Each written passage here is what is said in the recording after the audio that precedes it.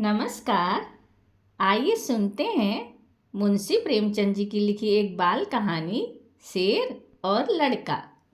बच्चों, शेर तो शायद तुमने न देखा हो, लेकिन उसका नाम तो सुना ही होगा। शायद उसकी तस्वीर देखी हो और उसका हाल भी पढ़ा हो। शेर अक्सर जंगलों और कछारों में रहता है। कभी कभी वह उन जंगलों के आसपास के गांवों में आ जाता है और आदमी और जानवरों को उठा ले जाता है। कभी कभी उन जानवरों को मारकर खा जाता है जो जंगल में चरने जाया करते हैं। थोड़े दिनों की बात है कि एक गरेड़िए का लड़का गाय बैलों को लेकर जंगल में गया और उन्हें जंगल में छोड़कर आप एक झरने के किनारे मछलियों का शिकार खेलने लगा। जब शाम होने को आई तो उसने अपने जानवरों को इकट्ठा किया, मगर एक गाय का पता न था। उसने इधर उधर दौड़ धूप की, मगर गाय का पता न चला। बेचारा बहुत घबराया। मालिक अब मुझे जीता न छोड़ेंगे। उस वक्त ढूंढने का मौका न था, क्योंकि जानवर फिर इधर उधर चले जाते। इसलिए वह उन्हें लेकर घर लौटा और उन्हें बाड़े में बांधकर बिना किसी से कुछ कहे हुए गाय की तलाश में निकल पड़ा। उस छोटे लड़के की यह हिम्मत देखो। अंधेरा हो रहा है, चारों तरफ सन्नाटा छाया हुआ है, जंगल भाई भाई कर रहा है, गीदड़ों का हौवाना सुनाई दे रहा है, पर वह बेखौफ जंगल में बढ़ा चला जाता है। कुछ देर तक तो वह गाय को ढूंढता रहा, लेकिन जब और अंधेरा हो गया तो उसे डर मालूम होने लगा। जंगल में अच्छे अच्छे आदमी डर जाते हैं, उस छोटे से बच्चे का कहना ही क्या। मगर जाए कहाँ। जब कुछ न सूझी तो एक ऊंचे पेड़ पर चढ़ गया और उसी पर रात काटने की ठान ली। उसने पक्का इरादा कर लिया था कि बगैर गाय को लिए घर न लौटूंगा। दिन भर का थका मांदा तो था, उसे जल्दी नींद आ गई। नींद चारपाई और बिछावन नहीं ढूंढती। अचानक पेड़ इतनी जोर से हिलने लगा कि उसकी नींद खुल गई। वह गिरते गिरते बच गया। सोचने लगा, पेड़ कौन हिला रहा है। आंखें मलकर नीचे की तरफ देखा तो उसके रोए खड़े हो गए। एक शेर पेड़ के नीचे खड़ा उसकी तरफ ललचाई हुई आंखों से ताक रहा था। उसकी जान सूख गई। वह दोनों हाथों से डाल से चिमट गया। नींद भाग गई।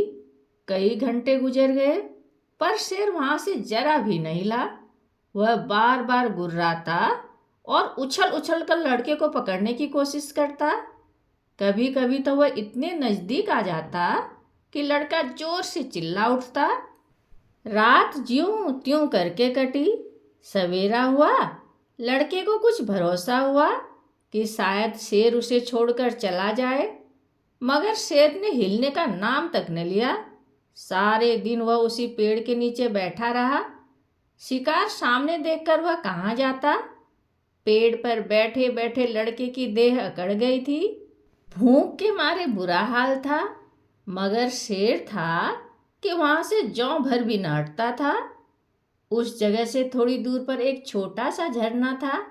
शेर कभी कभी उस तरफ ताकने लगता था। लड़के ने सोचा कि शेर प्यासा है। उसे कुछ आस बंधी कि ज्यों ही वह पानी पीने जाएगा, मैं भी यहाँ से खिसक चलूंगा। आखिर शेर उधर चला। लड़का पेड़ पर से उतरने की फिक्र कर ही रहा था कि शेर पानी पीकर लौट आया। शायद उसने भी लड़के का मतलब समझ लिया था। वह आते ही इतने जोर से चिल्लाया और ऐसा उछला कि लड़के के हाथ पांव ढीले पड़ गए, जैसे वह नीचे गिरा जा रहा है। मालूम होता था हाथ पांव पेट में घुसे जा रहे हैं। ज्यों त्यों करके वह दिन भी बीत गया। ज्यों ज्यों रात होती जाती थी, शेर की भूख भी तेज होती जाती थी। शायद उसे यह सोच सोचकर गुस्सा आ रहा था कि खाने की चीज सामने रखी है और मैं 2 दिन से भूखा बैठा हूँ, क्या आज भी एकादशी रहेगी। वह रात भी उसे ताकते ही बीत गई। तीसरा दिन भी निकल आया। मारे भूख के उसकी आंखों में तितलियां सी उड़ने लगी। डाल पर बैठना भी उसे मुश्किल मालूम होता था। कभी कभी तो उसके जी में आता कि शेर मुझे पकड़ ले और खा जाए। उसने हाथ जोड़कर ईश्वर से विनय की, भगवान, क्या तुम मुझ गरीब पर दया न करोगे? शेर को भी थकावट मालूम हो रही थी। बैठे बैठे उसका जी ऊब गया। वह चाहता था किसी तरह जल्दी से शिकार मिल जाए। लड़के ने इधर उधर बहुत निगाह दौड़ाई कि कोई नजर आ जाए, मगर कोई नजर न आया। तब वह चिल्ला चिल्ला कर रोने लगा, मगर वहां उसका रोना कौन सुनता था। आखिर उसे एक तदबीर सूझी। वह पेड़ की फुनगी पर चढ़ गया और अपनी धोती खोलकर उसे हवा में उड़ाने लगा कि शायद किसी शिकारी की नजर पड़ जाए। एकाएक वह खुशी से उछल पड़ा। उसकी सारी भूख, सारी कमजोरी गायब हो गई। कई आदमी झरने के पास खड़े उस उड़ती हुई झंडी को देख रहे थे।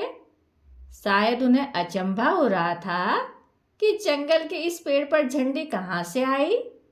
लड़के ने उन आदमियों को गिना, 1 2 3 4। जिस पेड़ पर लड़का बैठा था वहाँ की जमीन कुछ नीची थी। उसे ख्याल आया कि अगर वे लोग मुझे देख भी लें तो उनको यह कैसे मालूम होगा कि इसके नीचे 3 दिन का भूखा शेर बैठा हुआ है। अगर मैं उन्हें होशियार न कर दूं तो यह दुष्ट किसी न किसी को जरूर चट कर जाएगा। यह सोचकर वह पूरी ताकत से चिल्लाने लगा। उसकी आवाज़ सुनते ही वे लोग रुक गए और अपनी अपनी बंदूकें संभाल कर उसकी तरफ ताकने लगे। लड़के ने चिल्ला कर कहा, होशियार रहो, होशियार रहो, इस पेड़ के नीचे एक शेर बैठा हुआ है। शेर का नाम सुनते ही वे लोग संभल गए। चटपट बंदूकों में गोलियां भरी और चौकन्ने होकर आगे बढ़ने लगे। शेर को क्या खबर कि नीचे क्या हो रहा है। वह तो अपने शिकार की ताक में घात लगाए बैठा था। यकायक पैरों की आहट पाते ही वह चौंक उठा और उन चारों आदमियों को एक टोले की आड़ में देखा। फिर क्या कहना था, उसे मुंह मांगी मुराद मिली। भूख में सब्र कहाँ।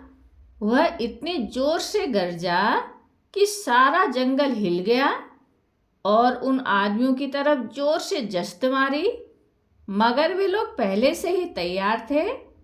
चारों ने एक साथ गोली चलाई। दन दन दन दन आवाज हुई। चिड़ियां पेड़ों से उड़ उड़कर भागने लगी। लड़के ने नीचे देखा, शेर जमीन पर गिर पड़ा था।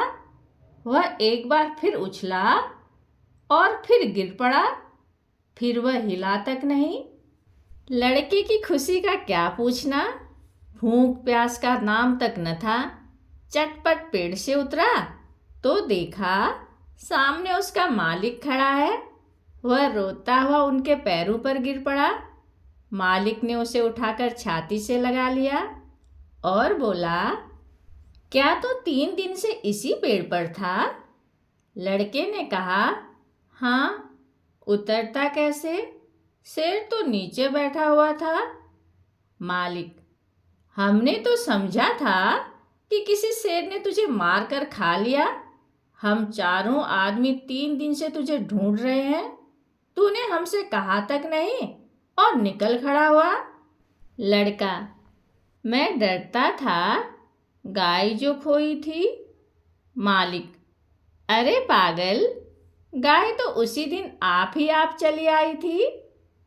भूख प्यास से शक्ति न रहने पर भी लड़का हंस पड़ा।